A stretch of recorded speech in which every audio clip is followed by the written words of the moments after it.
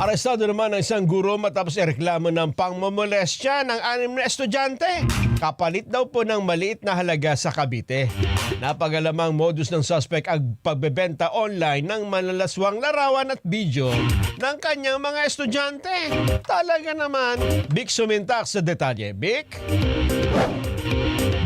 Matapos matanggap ng Philippine National Police Women and Children Protection Center sa Campo Crame ang report mula sa National Center for Missing and Exploited Children na mayroong isang teacher sa Cavite ang minulestya ang kanyang mga estudyante at ipinapadala sa electronic mail ang mga picture at video ng kahalayan, agad na nagsagawa ng operasyon ng mga otoridad.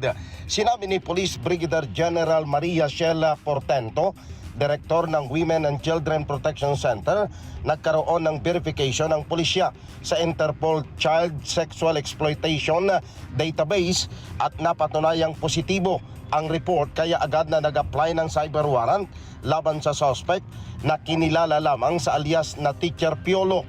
Ayon kay General Portento, 6 ang biktima ng teacher na mayroong maraming video ng kahalayan kapalit ng maliit na halaga ng pera. Nagkaroon tayo ng isang operation against online sexual abuse and exploitation na kung saan isang teacher na naserva ng warrant to search, seize and examine computer data at dito ay natuklasan na marami siyang videos na nagpapakita ng pang-aabuso sa kanyang mga estudyanteng lalaking minor de edad. Inihayag ni General Portento na nasampahan na ng kasong paglabag sa cybercrime at sexual abuse at exploitation of children ng suspect na teacher. Dahil dito nananawagan si General Portento sa mga magulang na maging alerto at subaybayan ang kanilang mga anak upang hindi maging biktima ng mga mapagsamantalang tao. So sa mga magulang, lagi natin i-check yung mga activities ng mga bata, yung mga anak natin.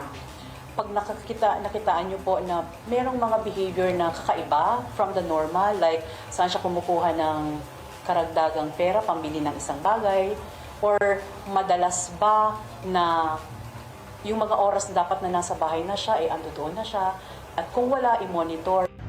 Vic Sumintak para sa 100% balita.